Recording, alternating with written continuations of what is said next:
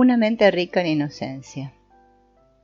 La verdad, el verdadero Dios, Dios verdadero, no el Dios que es hechura del hombre. No quiere una mente que ha sido destruida, una mente trivial, superficial, estrecha, limitada. Necesita una mente sana, una mente rica. Rica no en conocimiento sino en inocencia. Una mente sobre la cual jamás haya habido una marca dejada por la experiencia. Una mente libre del tiempo. Los dioses que ustedes han inventado para confortarse aceptan la tortura, aceptan una mente que se ha embotado. Pero aquello que es verdadero no lo acepta.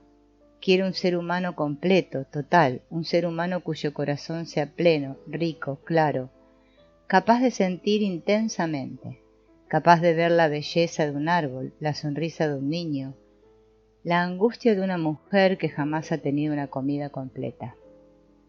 Debemos tener este sentimiento extraordinario, esta sensibilidad hacia todo, hacia el animal, hacia el gato que se pasea encima del muro, hacia la escualidez, la suciedad, la inmundicia de los seres humanos que viven en la extrema pobreza, en la desesperación.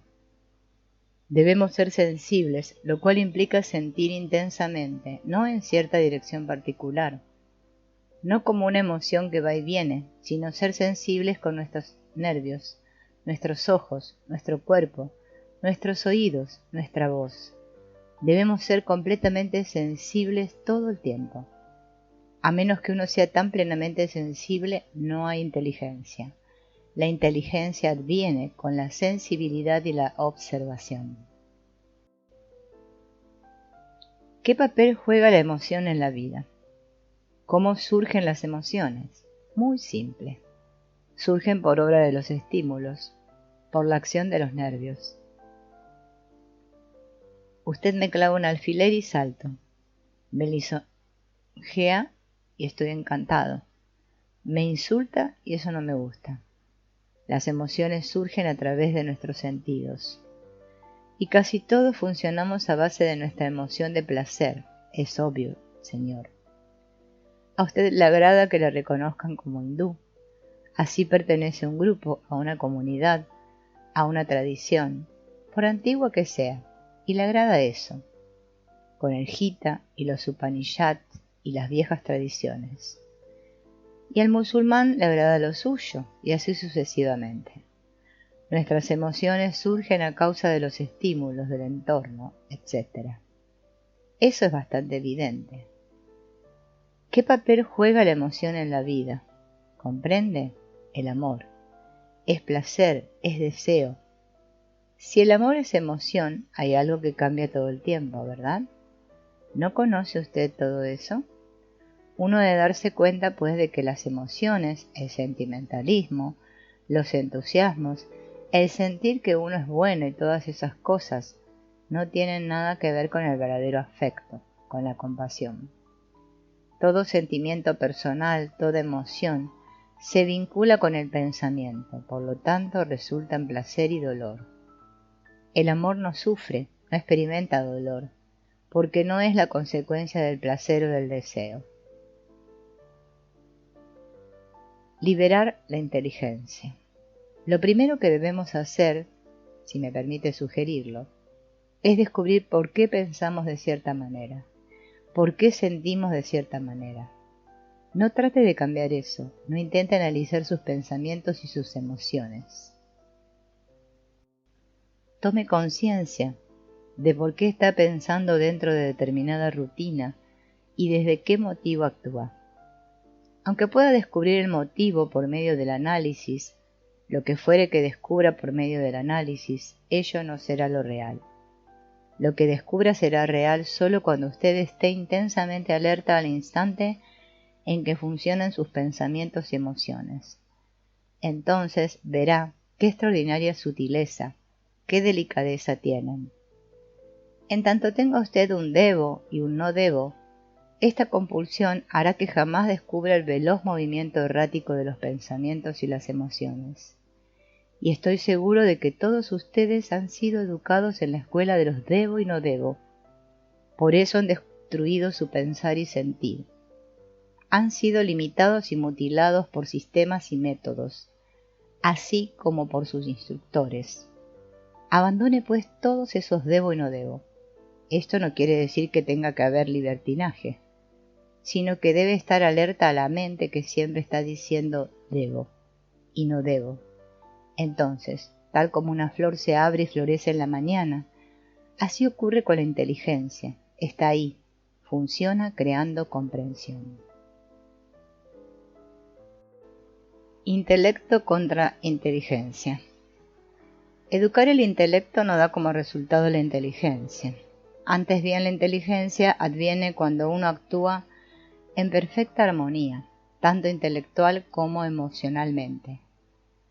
Hay una vasta diferenciación entre intelecto e inteligencia. El intelecto es tan solo el pensamiento funcionando independientemente de la emoción. Cuando el intelecto, sin tener en cuenta la emoción, es educado en una dirección determinada, uno puede poseer un gran intelecto, pero no por eso tiene inteligencia, porque la inteligencia contiene la inherente capacidad tanto de sentir como de razonar. En la inteligencia ambas capacidades están por igual presentes de una manera intensa y armónica. Si uno introduce sus emociones en los negocios, dice usted, los negocios no pueden ser bien manejados ni ser honestos. Así pues, divide su mente en compartimentos. En un compartimento guarda su interés religioso, en otro sus emociones, en un tercero su interés comercial, el cual nada tiene que ver con su vida intelectual y emocional. Su mente comercial considera la vida como un mero medio de ganar dinero a fin de vivir. Así es como continúa esta existencia caótica, esta división en su vida. Si realmente usara su inteligencia en los negocios, esto es, si sus emociones y sus pensamientos actuaran armónicamente, sus negocios podrían fracasar. Es posible que así sucediera, y probablemente lo dejaría usted fracasar cuando de verdad percibiera el absurdo, la crueldad y la explotación que implica esta manera de vivir.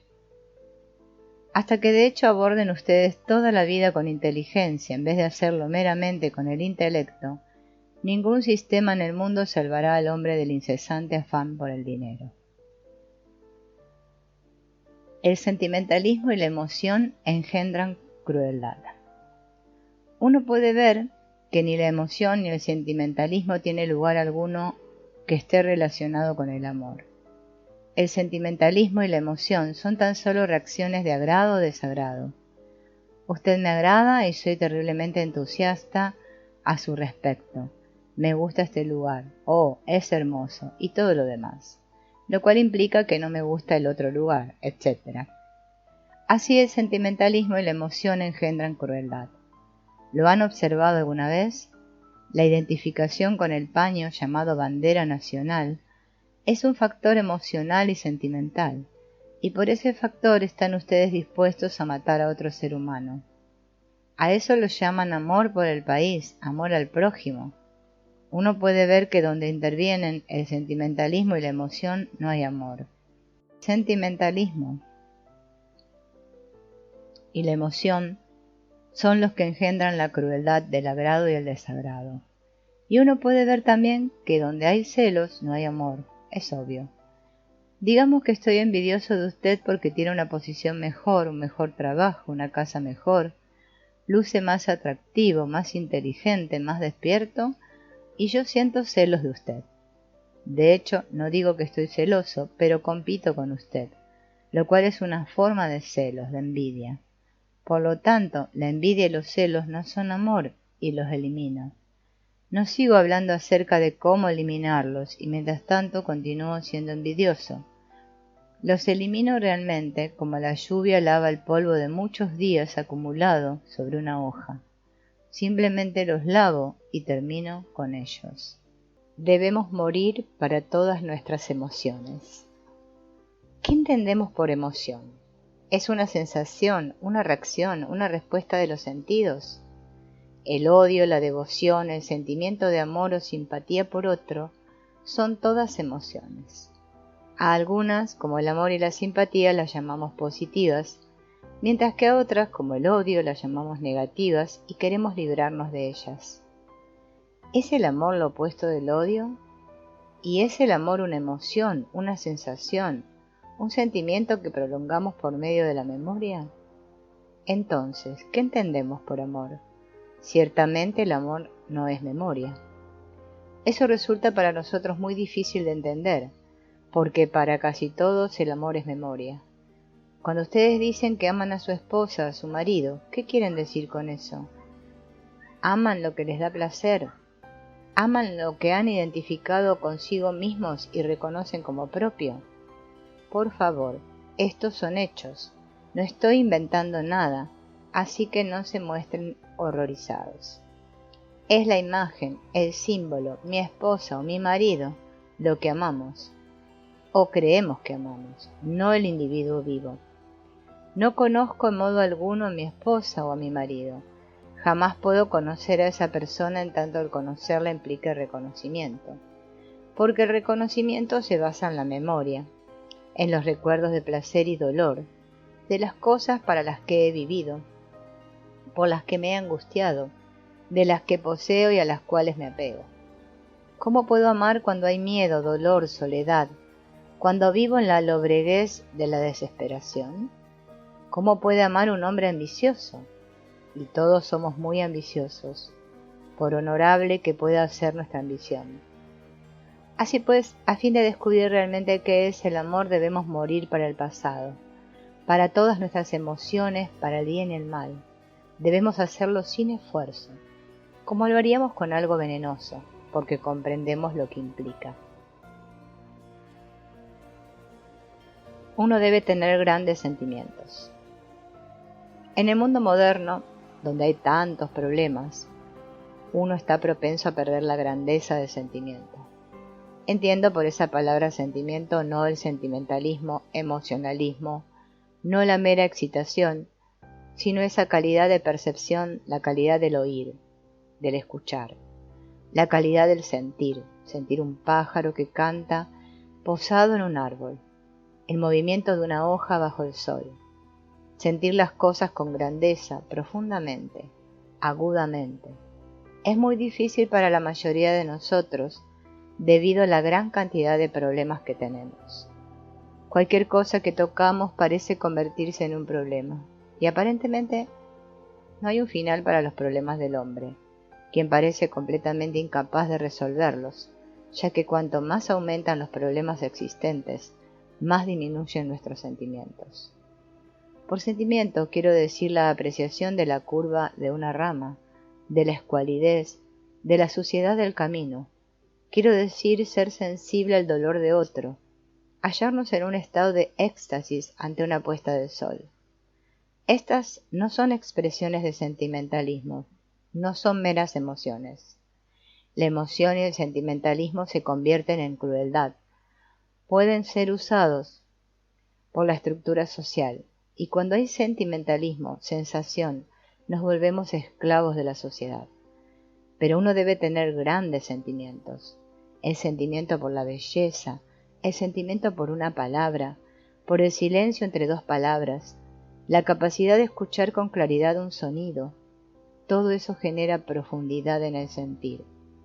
Y es esencial tener sentimientos intensos, porque solo el sentir con profundidad y grandeza torna a la mente sensible en alto grado.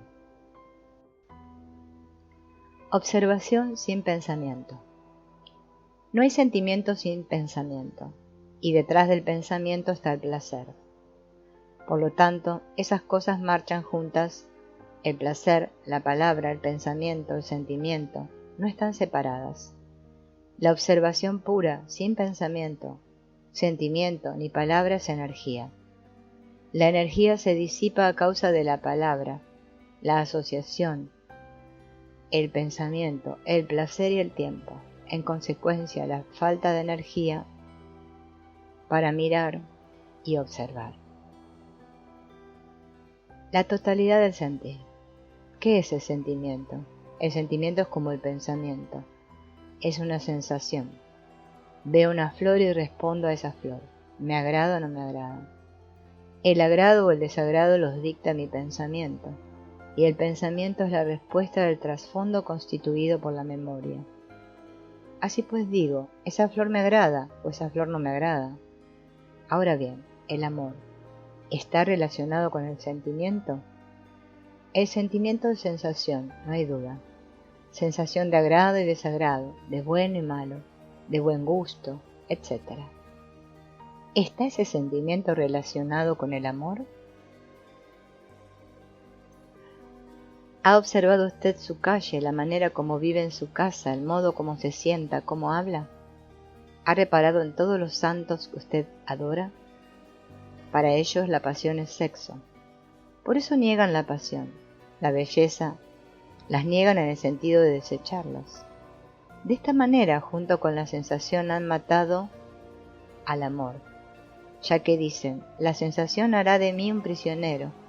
Seré un esclavo del deseo sexual, por lo tanto la eliminaré. De ese modo han convertido al sexo en un problema inmenso. Cuando haya comprendido de manera completa el sentimiento, completa, no parcial, cuando realmente haya comprendido la totalidad del sentir, sabrá qué es el amor. Cuando pueda ver y apreciar la belleza de un árbol, la belleza de una sonrisa, cuando pueda ver la belleza del sol poniéndose tras los muros de la ciudad, verla totalmente, entonces sabrá qué es el amor. Si uno no nombra ese sentimiento. Cuando uno observa un sentimiento, ese sentimiento llega a su fin. Pero aun cuando llegue a su fin, si hay un observador, un espectador, un sensor, un pensador que permanece aparte del sentimiento, sigue habiendo una contradicción. Es entonces muy importante comprender cómo miramos un sentimiento. Tomemos por ejemplo un sentimiento muy común, los celos. Todos sabemos qué es estar celoso. Ahora bien, ¿cómo mira usted sus celos? Cuando uno observa ese sentimiento, uno es el observador de los celos, y los observa como si fueran algo separado de uno mismo. Trata de cambiar los celos, de modificarlos, o trata de explicar por qué se justifica que uno esté celoso y así sucesivamente. Hay, por otro tanto, alguien, un sensor, una entidad separada de los celos que lo observa. Puede que los celos desaparezcan por el momento, pero regresan nuevamente. Y regresan porque no vemos realmente que los celos forman parte de nosotros mismos. Estoy diciendo que en el instante en que damos un nombre, en que ponemos un rótulo a ese sentimiento, hemos introducido la estructura de lo viejo, y lo viejo es el observador, la entidad separada que se halla compuesta de palabras, de ideas, de opiniones acerca de lo que está bien y lo que está mal. Pero si uno no nombra ese sentimiento, lo cual exige una tremenda percepción alerta, una gran dosis de comprensión instantánea, descubrirá que no hay observador ni pensador, ni centro alguno desde el cual uno esté juzgando, y que uno mismo no es diferente del sentimiento. No hay un yo que sienta los celos. Las emociones no nos llevan a ninguna parte. Ya sea que uno esté guiado por sus emociones o por su intelecto, ello lo conduce a la desesperación, porque no lleva a ninguna parte. Pero uno se da cuenta de que el amor no es placer, no es deseo. ¿Sabe usted, señor, qué es el placer?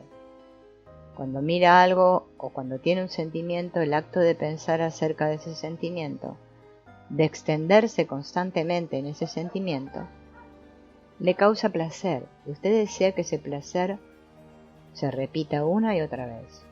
Cuando un hombre es muy ambicioso, o es un poco ambicioso, eso le provoca placer.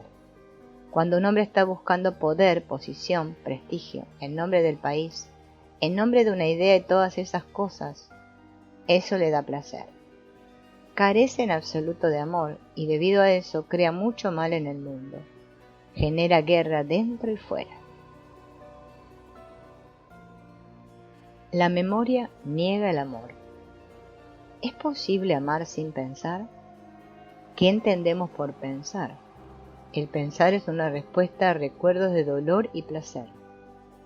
No existe un pensar sin el residuo que deja la experiencia incompleta.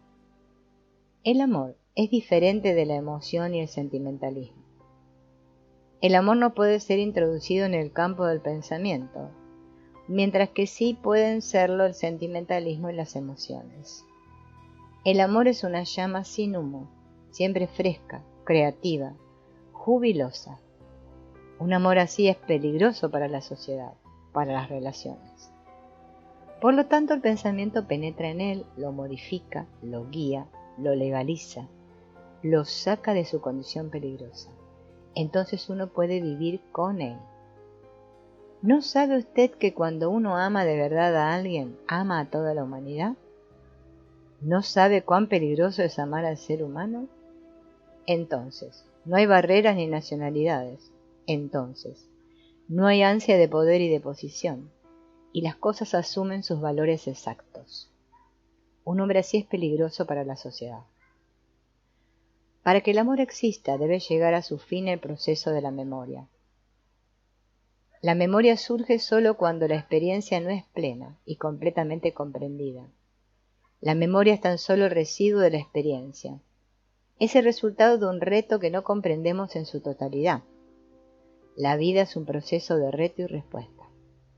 El reto es siempre nuevo, pero la respuesta es siempre vieja. Esta respuesta, que es el condicionamiento, que es una consecuencia del pasado, debe ser comprendida y no disciplinada o condenada. Eso significa vivir cada día de nuevo, en plenitud, completamente. Este vivir completo es posible solo cuando hay amor, cuando nuestro corazón está lleno, no de palabras ni de cosas elaboradas por la mente. Solo donde hay amor deja de actuar la memoria psicológica. Entonces, cada movimiento es un renacer. No rotular los sentimientos. ¿Qué ocurre cuando usted no nombra? Observa una emoción, una sensación de manera más directa. Por lo tanto, la relación que establece es por completo diferente, tal como la establece con una flor cuando no la nombra. Está obligado a mirarla de un modo nuevo. Cuando no nombra a un grupo de personas, por fuerza tiene que mirar el rostro de cada individuo y no tratarlos a todos en conjunto. Por consiguiente, está mucho más alerta, observa mucho más, comprende más, tiene un sentido más profundo de piedad, de amor. Pero si los trata a todos en masa, se acabó. Si no los califica, tiene que considerar cada sentimiento a medida que surge. Cuando califica, cuando rotula el sentimiento, ¿es este diferente del rótulo o es el rótulo el que ha provocado el sentimiento? Si no nombro un sentimiento, o sea, si el pensamiento no está funcionando meramente a causa de las palabras, o si no pienso en función de palabras, imágenes o símbolos, cosa que hace la mayoría de nosotros, entonces, ¿qué ocurre? Entonces la gente no es tan solo el observador. Cuando la mente no piensa en función de palabras, símbolos, imágenes, no hay pensador separado, el pensamiento, el cual es la palabra. Entonces, la mente está quieta, ¿no es así? No aquietada, sino que está quieta. Cuando está de verdad quieta, los sentimientos que surgen pueden ser encarados de inmediato. Solo cuando damos nombres a los sentimientos y de tal modo los fortalecemos, los sentimientos tienen continuidad, se almacenan en el centro, desde el cual le asignamos nuevos rótulos, ya sea para fortalecerlos o para comunicarlos. Permanezcan con un sentimiento y vean qué sucede. Ustedes jamás permanecen con un sentimiento puro y simple, sino que siempre lo rodean con la parafernalia de las palabras. La palabra lo distorsiona, el pensamiento, remolineando en torno de él, lo arroja a la oscuridad, lo abruma con miedos y anhelos gigantescos. Uno jamás permanece con un sentimiento sin agregarle nada más, con un sentimiento de odio o con ese sentimiento extraño de la belleza. Cuando brota el sentimiento de odio decimos que es malo, está en la compulsión, la lucha por vencerlo, la agitación del pensamiento respecto de ese odio.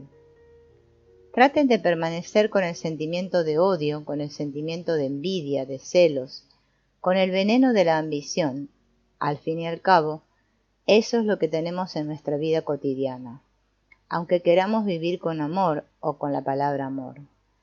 Puesto que usted tiene el sentimiento de odio, de querer injuriar a alguien con un gesto o con una palabra ardiente, vea si puede permanecer con ese sentimiento.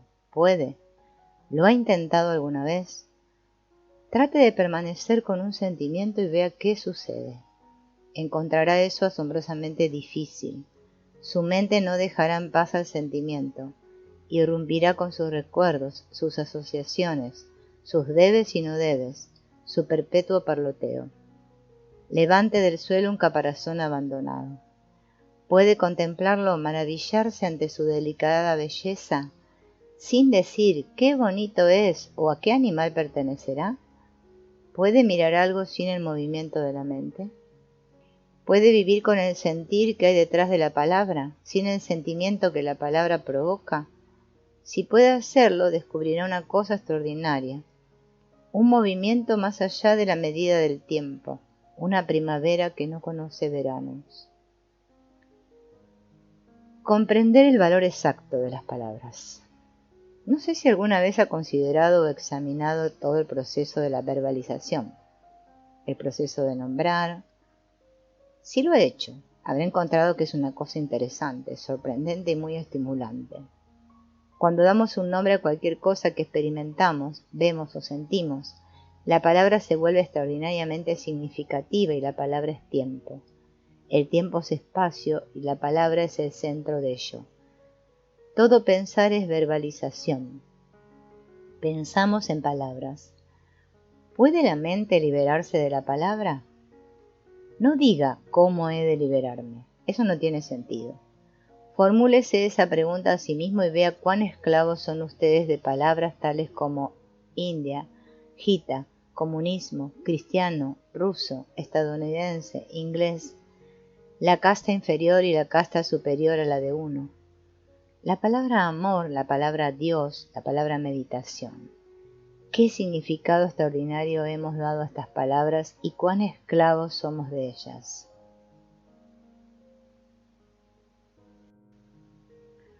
La memoria oscurece la percepción.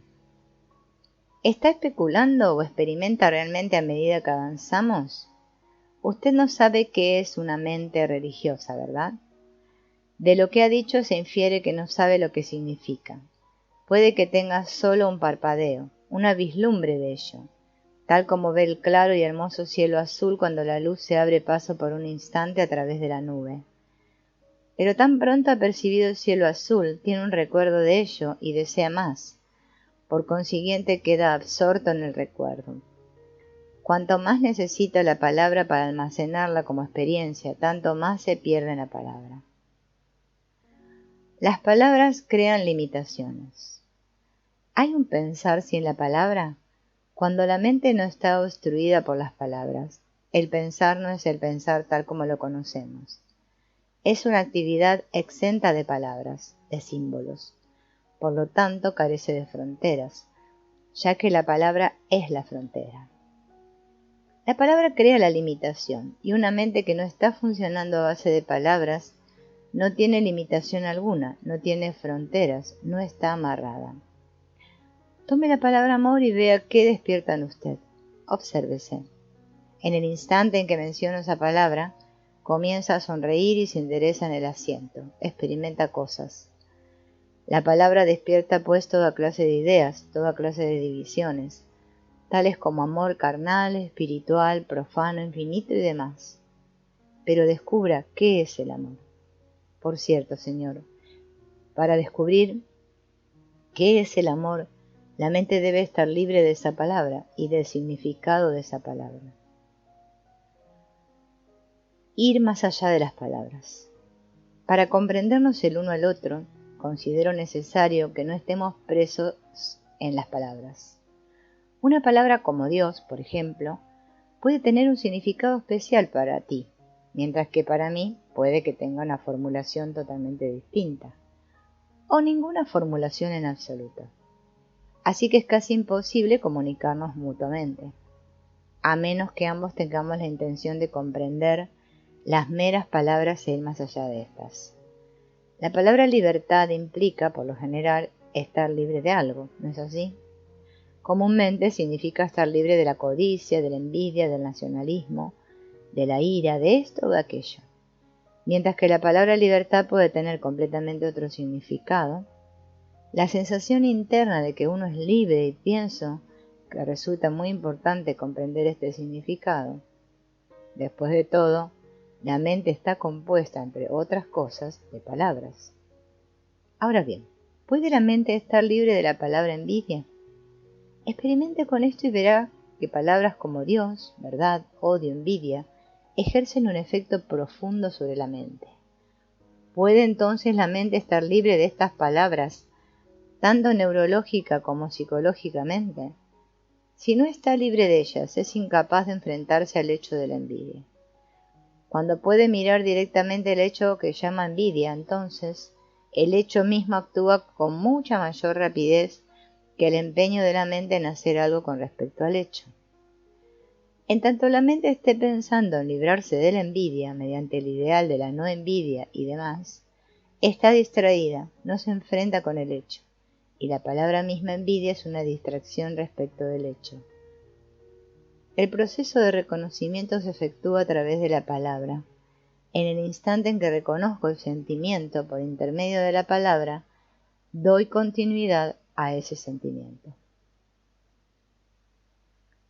Un ver extraordinario. Preguntamos, pues, como al principio, ¿puede la mente llegar a ver ese extraordinario? No desde la periferia, no desde el exterior, desde la frontera, sino dar con ese ver sin buscarlo en absoluto. Ese es el único modo de encontrarlo, porque cuando damos con él inadvertidamente no hay esfuerzo, ni búsqueda, ni experiencia alguna. Existe una negación total de las prácticas normales para penetrar en ese centro, para llegar a ese florecer de la percepción. De ese modo la mente se torna aguda en extremo, se halla sumamente despierta y ya no depende de ninguna experiencia para mantenerse en ese estado de despertar. Cuando uno se formula la pregunta a sí mismo, puede que lo haga verbalmente. Para la mayoría de las personas ello debe ser verbal, es obvio. Y uno tiene que darse cuenta de que la palabra no es la cosa, como la palabra árbol no es el árbol, no es el hecho real.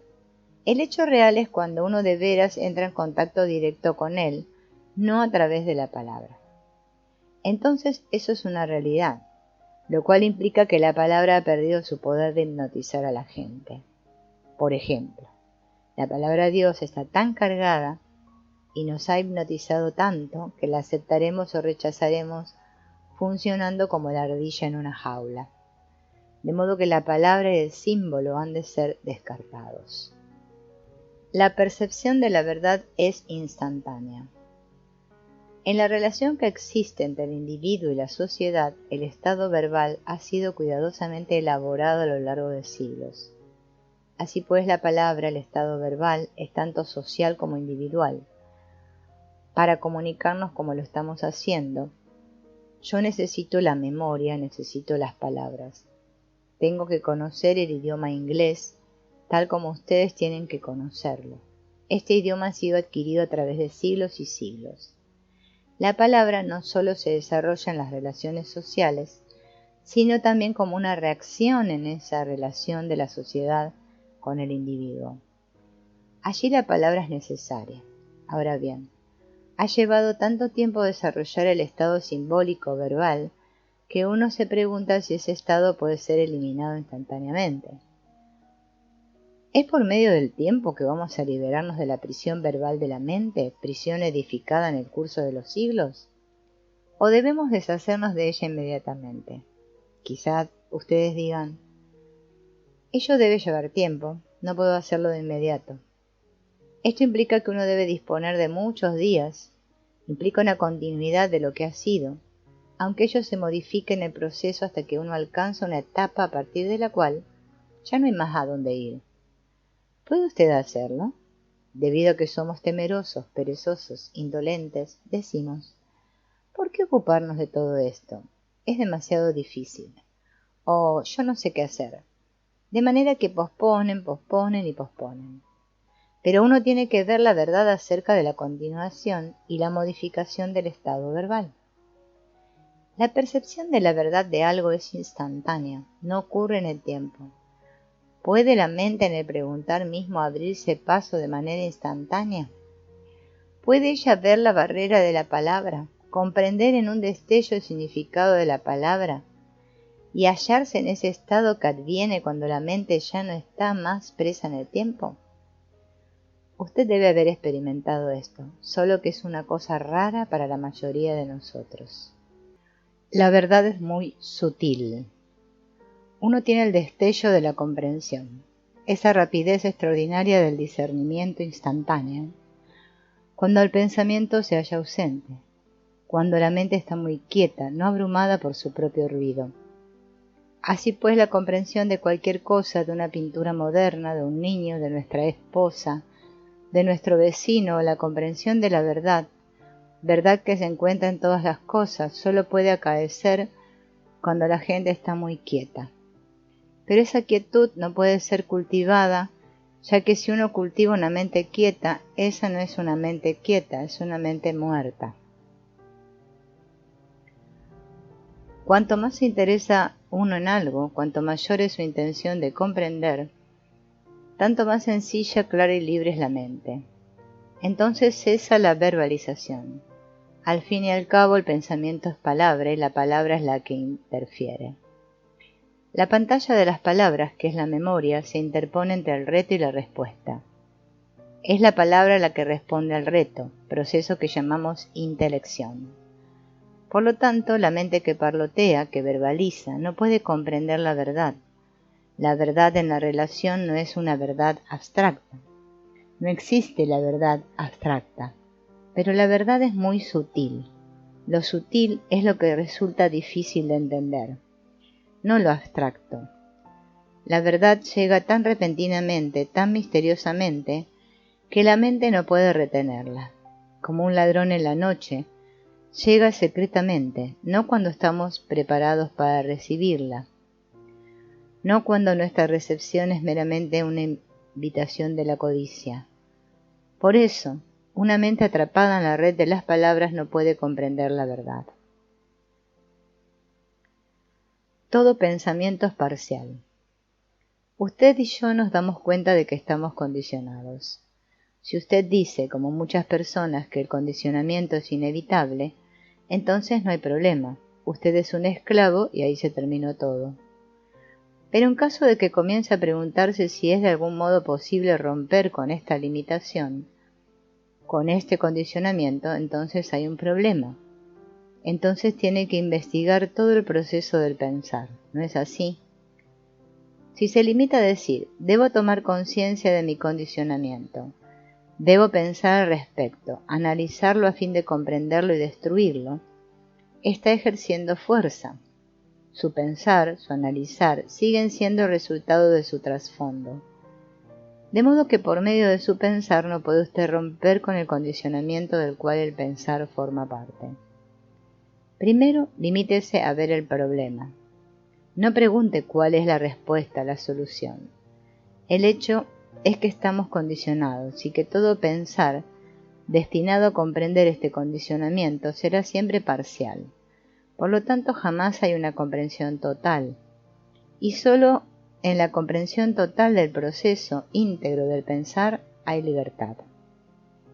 La dificultad es que siempre estamos funcionando dentro del campo de la mente, lo cual es el instrumento del pensar, ya sea este racional o irracional, y como hemos visto, el pensamiento es siempre parcial.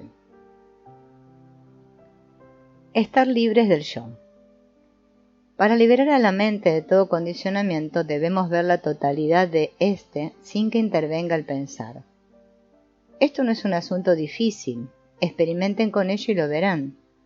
¿Alguna vez ven algo sin el pensamiento? ¿Alguna vez han observado, escuchado sin introducir en ello todo el proceso de la reacción? Dirán que es imposible ver algo sin que intervenga el pensamiento. Cuando dicen eso, ya se han bloqueado a causa del pensamiento, porque el hecho es que no lo saben. ¿Puedo pues mirar? ¿Puede la mente darse cuenta de su condicionamiento? Pienso que puede. Por favor, experimenten.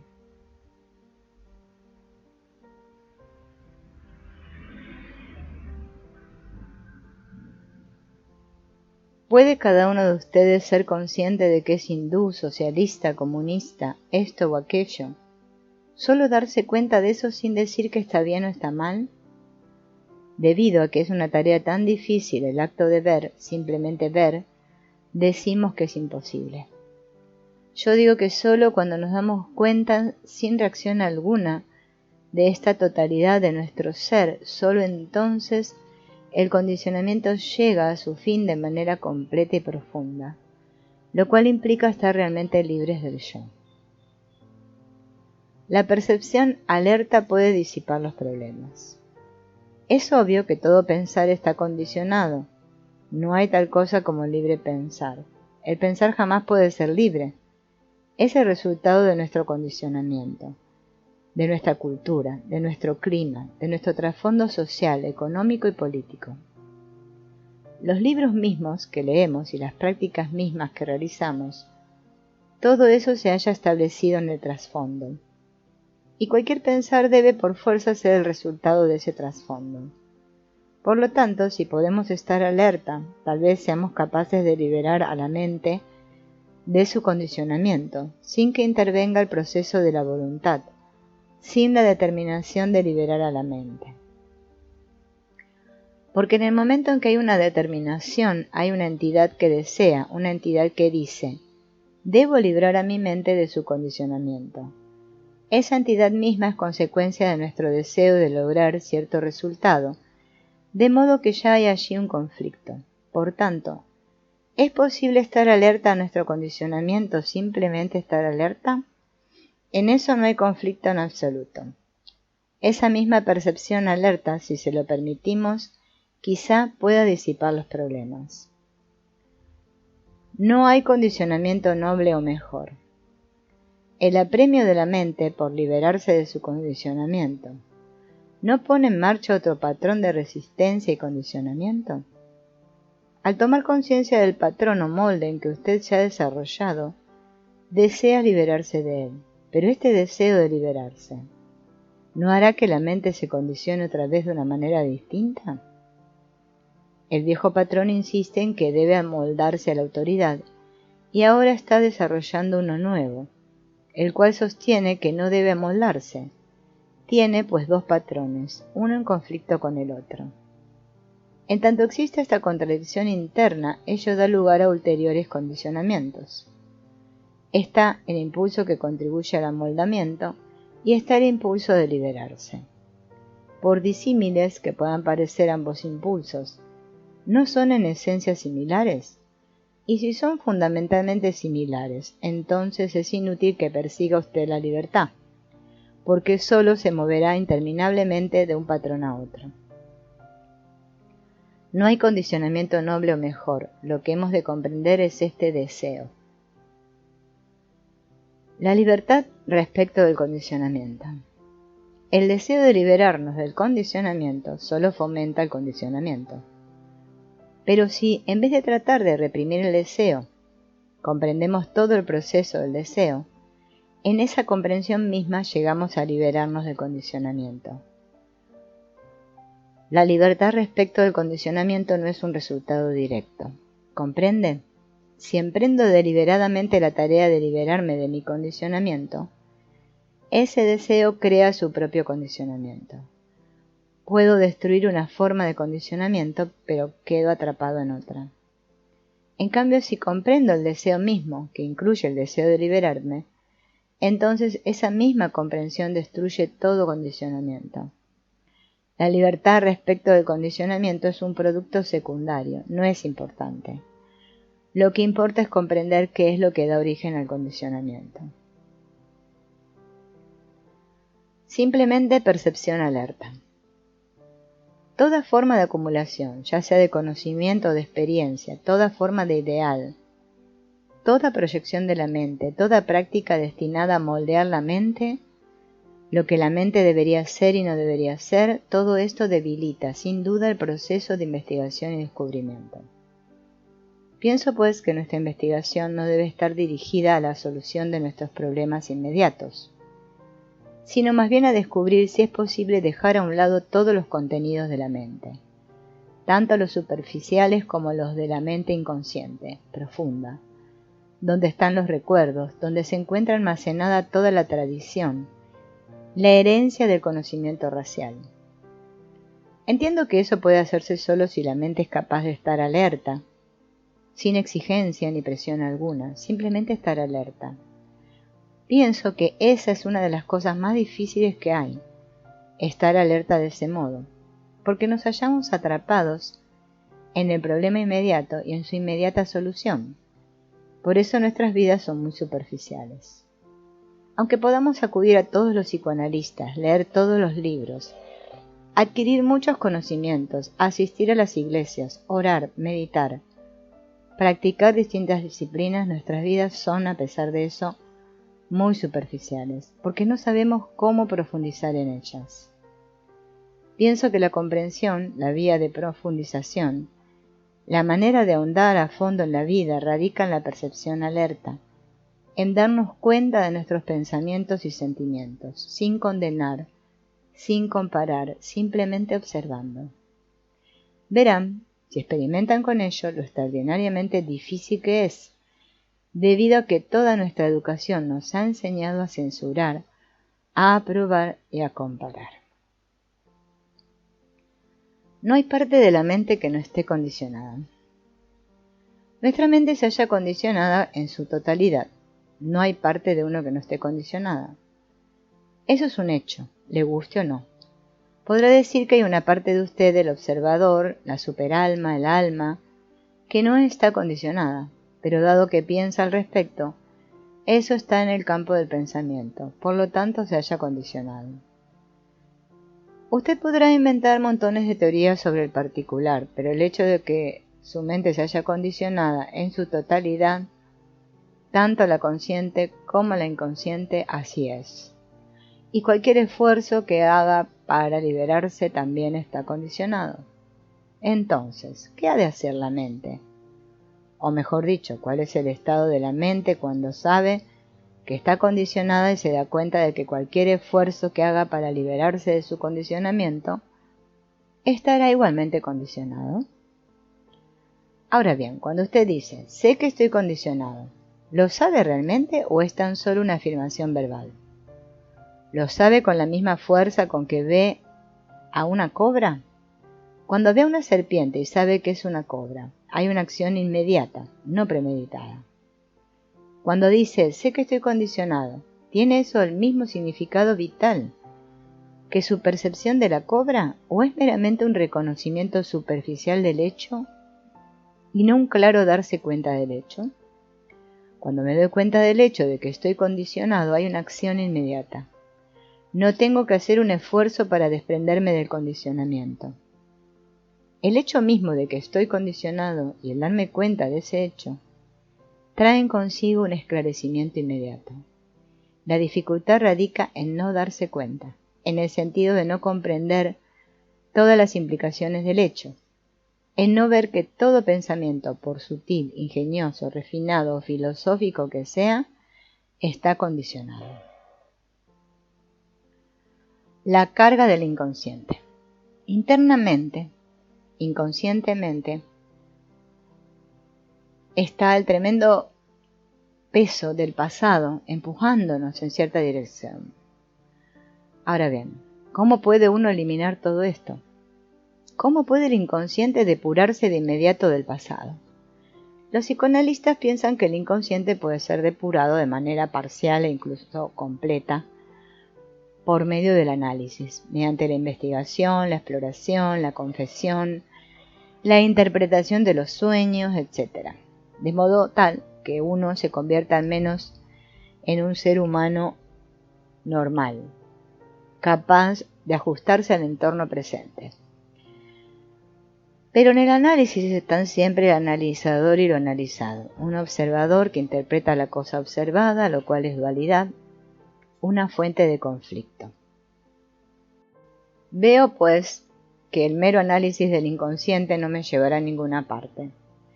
Podrá ayudarme a ser un poco menos neurótico, un poco más benévolo con mi esposa, con mi prójimo o alguna cosa superficial como esa. Pero no es de eso de lo que estamos hablando. Veo que el proceso analítico, que implica tiempo, interpretación, movimiento del pensar, como el observador que analiza lo observado, no puede liberar al inconsciente. Por lo tanto, desecho por completo el proceso analítico. Tan pronto percibo el hecho de que el análisis no puede, bajo ninguna circunstancia, disipar la carga del inconsciente, estoy fuera del análisis. No analizo nunca más. Entonces, ¿qué ha ocurrido? Debido a que ya no hay un analizador separado de la cosa analizada, él es esa cosa. No es una entidad aparte de ella. En consecuencia, uno descubre que el inconsciente tiene muy poca importancia. El intervalo entre pensamientos. Y bien, yo digo que es claramente posible que la mente esté libre de todo condicionamiento, lo cual no quiere decir que ustedes deban aceptar mi autoridad. Si aceptan esto basados en la autoridad, jamás descubrirán. Ello será otra sustitución, y como tal no tendrá significado alguno. Comprensión de todo el proceso del condicionamiento no llega a través del análisis o de la introspección. Porque tan pronto tenemos al analizador, ese analizador mismo forma parte del trasfondo. Por lo tanto, su análisis carece de toda importancia. ¿Cómo puede la mente ser libre? Para ser libre, debe no solo ver y comprender su balanceo pendular entre el pasado y el futuro, sino también estar alerta al intervalo entre pensamientos. Si observan con suma atención, verán que si bien la respuesta al movimiento del pensar parece tan rápida, hay resquicios intervalos entre pensamientos. Entre dos pensamientos existe un período de silencio que no está relacionado con el proceso del pensar. Si observan, verán que ese período de silencio, ese intervalo, no es del tiempo, y el descubrimiento de ese intervalo lo libera a uno de su condicionamiento. O mejor dicho, no lo libera a uno, sino que hay liberación respecto del condicionamiento. Solo cuando la mente no da continuidad al pensamiento, cuando está quieta con una quietud no inducida, o sea, sin causa alguna, solo entonces podemos liberarnos del trasfondo. Observar cómo se forman los hábitos. Si no nos liberamos del pasado, no hay libertad en absoluto. Porque la mente jamás es nueva, fresca, inocente. Solo una mente así es libre. La libertad no tiene nada que ver con la experiencia, nada que ver con la edad. Me parece que la esencia misma de la libertad radica en comprender todo el mecanismo del hábito, tanto de los hábitos conscientes como de los inconscientes. No es cuestión de terminar con el hábito, sino de ver totalmente su estructura. Ustedes tienen que observar cómo se forman los hábitos y cómo, negando o resistiendo un hábito, se crea otro hábito. Lo que importa es estar por completo consciente del hábito, porque entonces, como verán por sí mismos, ya no hay más formación de hábitos. Ofrecer resistencia al hábito, combatirlo, rechazarlo, solo da continuidad al hábito.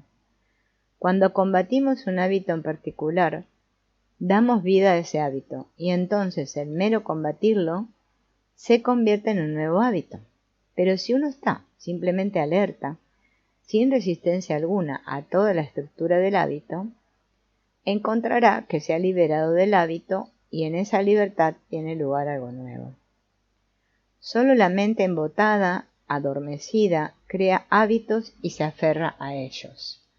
Una mente atenta de instante en instante, atenta a lo que se está diciendo, atenta al movimiento de las manos, de los pensamientos y sentimientos, descubrirá que la formación de nuevos hábitos ha llegado a su fin.